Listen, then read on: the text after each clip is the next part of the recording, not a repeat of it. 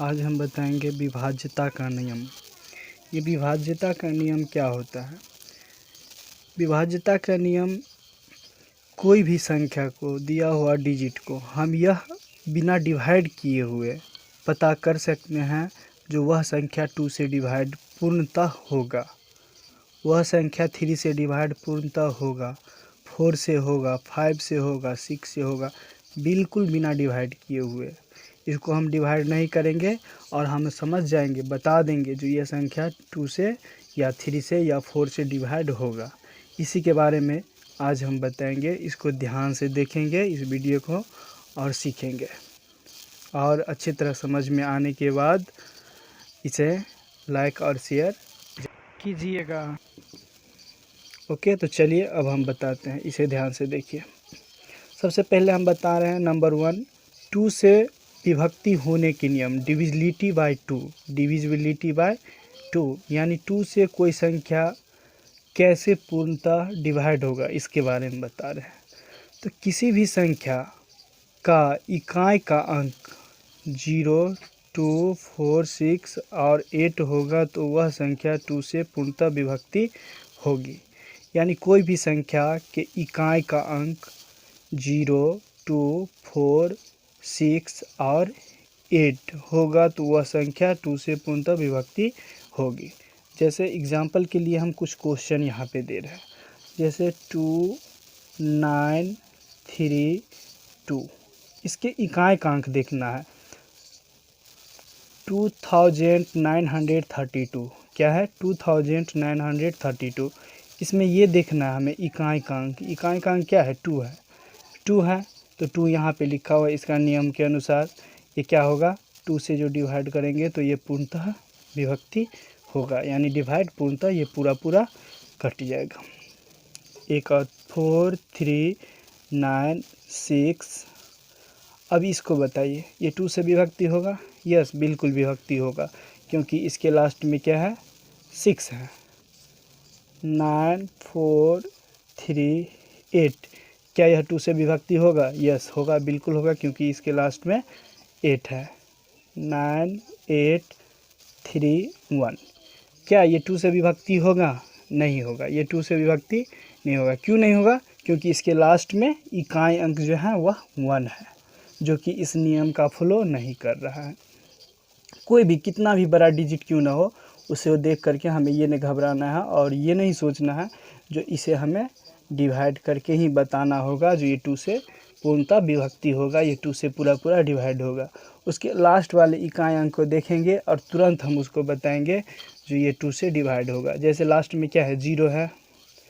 0 है तो 0 है तो क्या होगा? 2 से विभक्ति होगा। इसको हम बताएंगे ये 2 से पूर्णतः कट जाएगा। अब इसमें कुछ क्वेश्चन है, ये बताइए, आप लोग से पूछेंगे, जवाब दीजिएगा।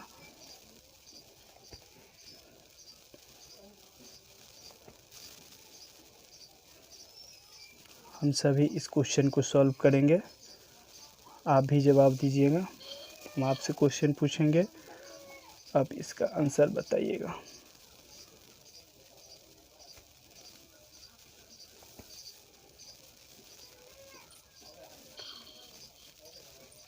तो आइए इस क्वेश्चन को अब बनाते हैं।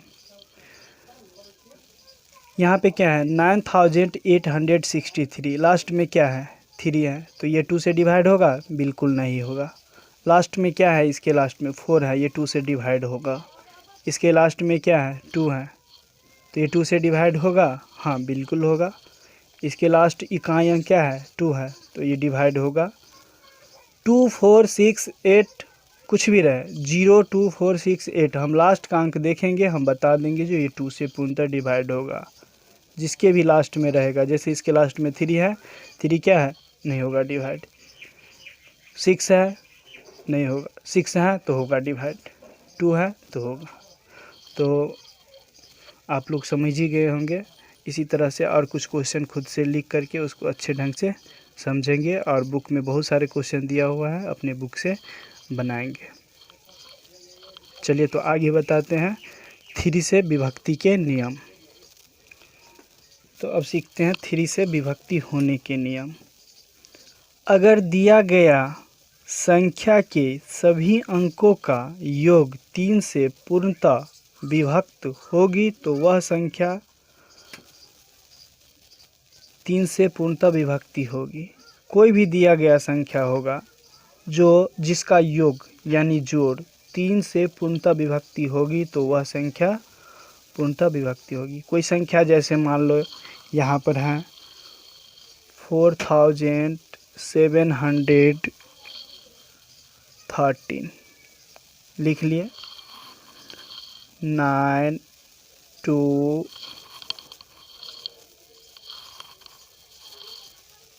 3 1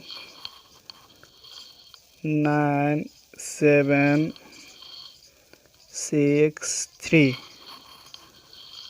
7 7 1 5 1 8 2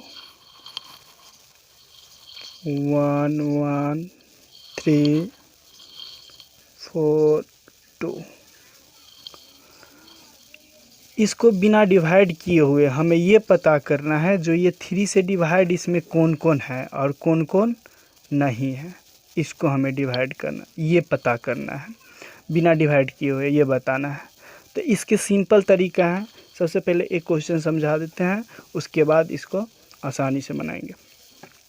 जैसे 4 है, क्वेश्चन 1 ये बता रहे हैं A B C D E, इसको नाम डाल देते हैं।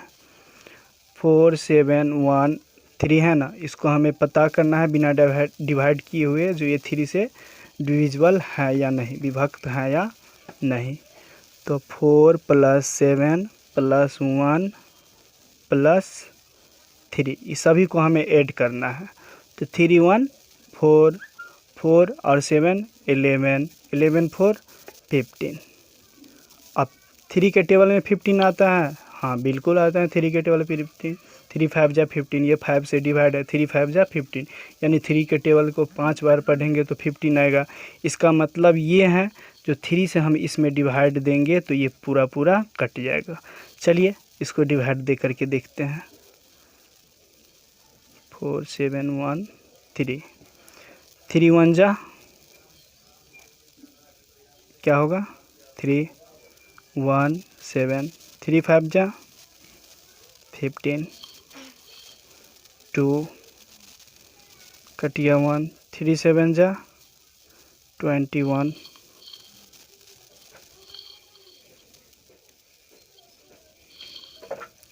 उसके बाद बचिया 3 3 1 जा 3।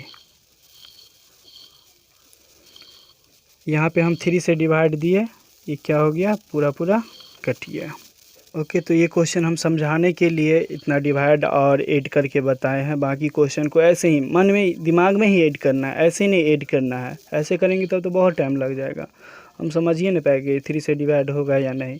इसको हम दिमाग में ही ऐड करेंगे। कैसे, तो देखिए 1 और 3 क्या हो गया 4 4 और 2 6 6 और 9 15 15 क्या है 3 के टेबल में 15 है तो ये 3 से पूर्णतः डिवाइड होगा।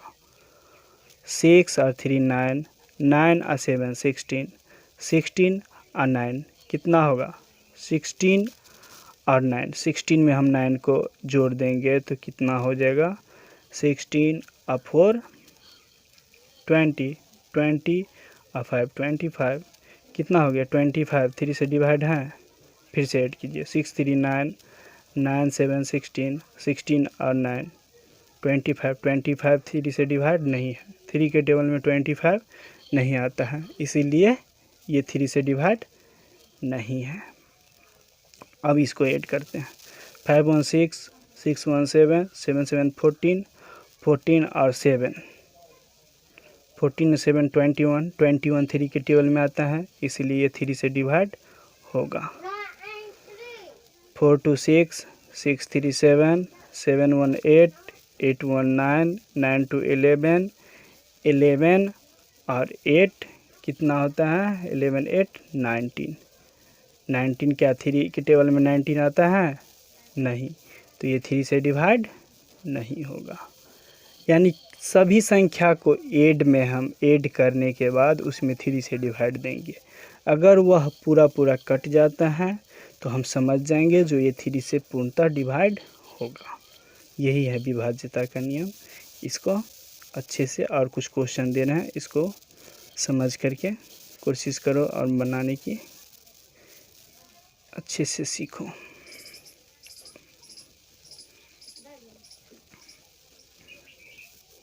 चलिए इसमें हमें इसको पता करना है। इस क्वेश्चन को बनाते हैं, पहले आप लोग बनाइए। चलिए इसको बताइए ये 3 से डिवाइड होगा कि नहीं। बिल्कुल आसान है। कैसे पता करेंगे 3 से डिवाइड है या नहीं। 7 और 6 13, 13 और 6 19, और 19 और 8 कितना हो गया 27। 27 3 के टेबल में आता है, यस आता है, तो ये क्या होगा 3 से डिवाइड होगा। 6 और 7 13, 13 और 8 21, 21 में हम क्या जोड़ देंगे 9, कितना होगा 30। 3 के टेबल में 30 आता है, तो यस ये 3 से डिवाइड होगा। 6 और 7 कितना 13, 13 और 6 19, 19 और 8 27, 27 में हम 9 जोड़ देंगे तो कितना हो जाएगा 33।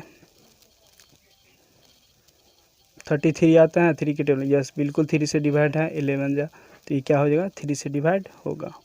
इस तरह से हम बिना डिवाइड किए हुए पता कर सकते हैं जो कौन संख्या 3 से डिवाइड होगा या नहीं।